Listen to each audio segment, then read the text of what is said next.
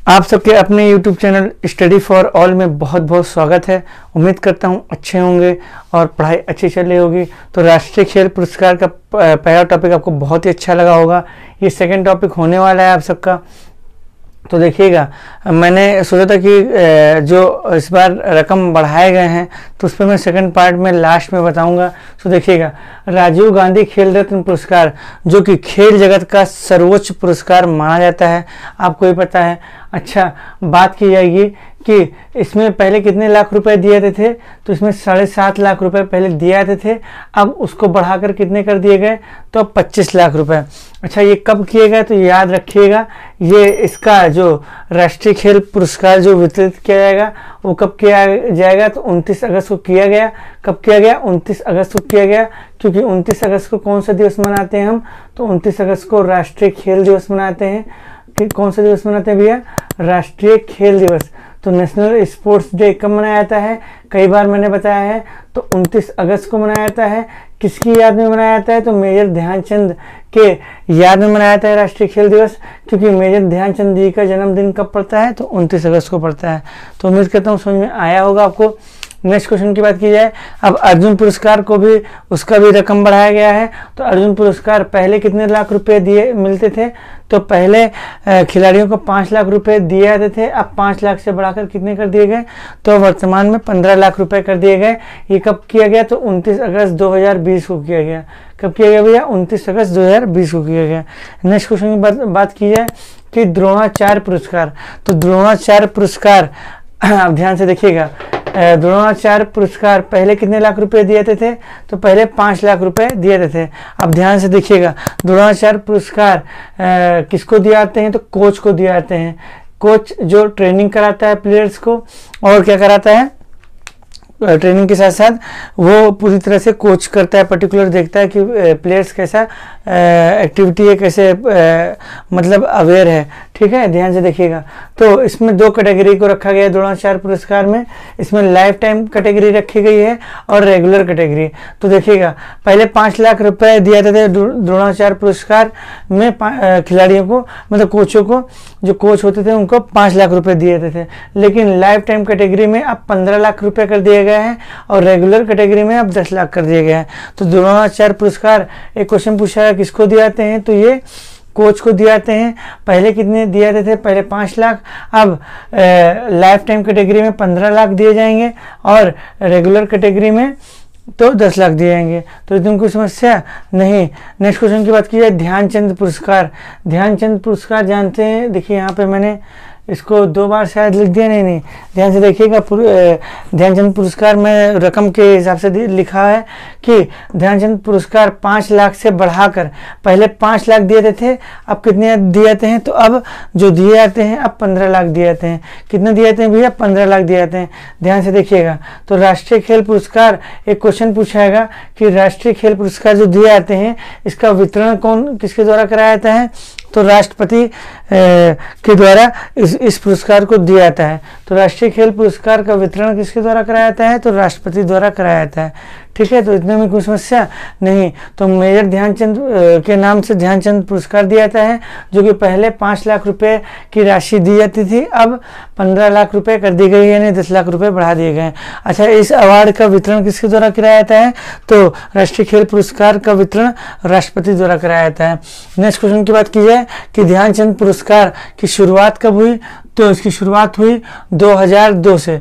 तो क्वेश्चन पूछाएगा कि ध्यानचंद पुरस्कार कब से वितरित किया जाने लगा, तो 2002। मैंने बताया था राष्ट्रीय मतलब कि जितने राष्ट्रीय खेल पुरस्कार हैं उसमें 7 कैटेगरी, 7 खेल को रखा गया था। 3 कल बताया था, 4 आज है, 1 2 3 और ये 4, तो 3 4 कितने हो गए, 7 हो गए। ध्यान से देखिएगा, ये किस नंबर का है, ये तीसरा नंबर है। ध्यान से देखिएगा, तेंजिंग वाला चौथा है, और ध्यान से देखिएगा, हाँ 3 हो चुके थे, सॉरी, ये चौथा है। ध्यान से देखिएगा, और ये 5वां है, और ये राष्ट्रीय खेल प्रोत्साहन पुरस्कार 6वां है, और द्रोणाचार्य पुरस्कार 7वें नंबर का है। ध्यान से देखिएगा। देखिए ध्यानचंद पुरस्कार की शुरुआत 2002 में हुई। अच्छा, इसमें क्या दिया जाता है, एक कांस्य की प्रतिमा दी जाती है और प्रमाण पत्र भी दिया जाता है। अच्छा, क्वेश्चन पूछाएगा ध्यानचंद पुरस्कार कुल कितने खिलाड़ियों को दिया गया, तो इस बार कुल 15 खिलाड़ियों को पुरस्कार दिया गया ध्यानचंद पुरस्कार। नेक्स्ट क्वेश्चन की बात की जाए, तेंजिंग नोर्गे राष्ट्रीय सामूहिक कार्य पुरस्कार। तेंजिंग नोर्गे राष्ट्रीय सामूहिक पुरस्कार ये उन खिलाड़ियों को दिया जाता है जो एयर एडवेंचर या ध्यान से देखिएगा वाटर एडवेंचर, वाटर में या एयर में छलांग लगाते हैं, उनको दिया जाता है। इसमें एक कांस्य की प्रतिमा दी जाती है। अब आपको बताना है below the comment section box, इस बार कितना लाख रुपया दिया जाने लगा, ये कितना दिया जाता था, दोनों आपको अगर आपको चेंज किया गया तो वो भी बताना है, और कितना दिया जाता था ये भी बताना है आपको, ठीक है। तो तेंजिंग नोर्गे राष्ट्रीय सामूहिक कार्य पुरस्कार में एक कांस्य की प्रतिमा दी जाती है। इसका मैंने आपको से पूछा है क्वेश्चन।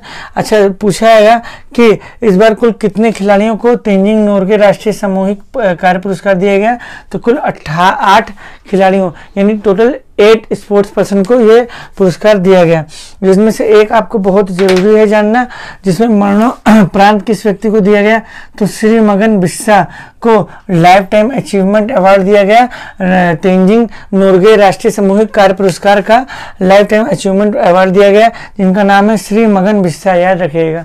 और कब दिया गया, मरणोपरांत यानी मरने के बाद उनके फैमिली सदस्य को दिया गया। नेक्स्ट क्वेश्चन की बात की जाएगी, और एक एयर एडवेंचर से एक व्यक्ति की जो एयर में छलांग लगाता है उनको दिया गया, तो गजानंद यादव जी को दिया गया। जो इम्पोर्टेंट है मैंने बताया, 2 खिलाड़ियों को बताना जरूरी था। एक मरणोपरांत श्री मगन बिस्सा को लाइफ टाइम अचीवमेंट अवार्ड दिया गया, और एयर एडवेंचर में गजानंद यादव जी को दिया गया, ठीक। नेक्स्ट क्वेश्चन की बात की जाए, अब देखिए कुल 15 खिलाड़ियों को ध्यानचंद पुरस्कार दिया गया।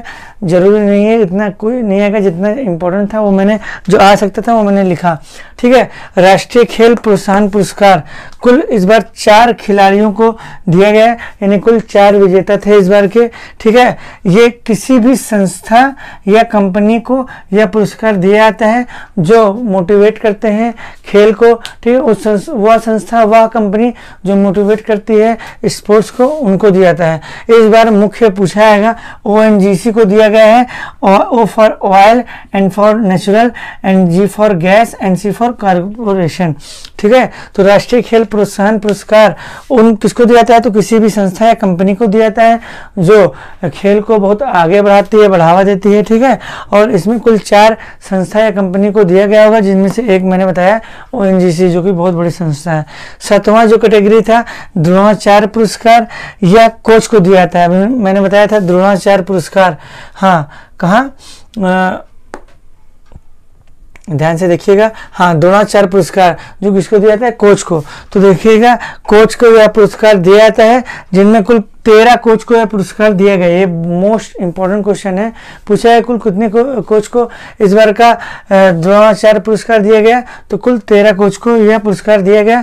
और इसकी शुरुआत को भी इसकी मतलब कि इस पुरस्कार की तो 1985, कब से शुरुआत हुई, 1985, ठीक है। उम्मीद करता हूँ समझ में आया होगा। और अगर बात की जाएगी कि इसमें ध्यान से देखिएगा, इसमें क्या दिया जाता है, तो कांस्य की प्रतिमा दी जाती है, प्रमाण पत्र दिया जाता है। आपको इसमें बताना है कितने लाख रुपए की नकद राशि दी जाती है। ये मैंने आपसे पूछा है 2 क्वेश्चन कि तेंजिंग नोर्गे राष्ट्रीय सामूहिक पुरस्कार में कितने लाख नकद दिए जाते हैं, और आपका द्रोणाचार्य पुरस्कार में कितने लाख नकद दिए जाते हैं या कितना पहले दिए जाते थे। अगर चेंज किया गया हो तो वो भी आपको बताना है। फिर देखिएगा राष्ट्रीय तेंजिंग नोर्गे राष्ट्रीय सामूहिक कार्य पुरस्कार, ध्यान से देखिएगा, इसकी शुरुआत कब हुई ये भी आपको बताना है below the comment section box, ये आपको जरूर बताना है, मैं आपसे पूछा हूँ, ठीक। नेक्स्ट क्वेश्चन की बात की जाए कि राष्ट्रीय खेल पुरस्कार के विजेताओं के लिए समिति का गठन किया जाता है। राष्ट्रीय खेल पुरस्कार के विजेताओं को चयनित करने के लिए एक समिति बनाई जाती है, समिति का गठन किया जाता है, जिनमें पूछा है कितने सदस्य की समिति बनाई गई, तो 12 सदस्य की समिति बनाई गई, 12 सदस्य के लोगों की समिति बनाई गई, जिसमें अध्यक्ष इसको रखा गया, जिसमें अध्यक्ष रखा गया मुकुंदकम शर्मा को। किसको सदस्य रखा गया, मुकुंदकम शर्मा को। तो this is a very most important topic. Thank you for watching, keep it up, पढ़ते रहिए, मस्त रहिए, स्वस्थ रहिए, ठीक है।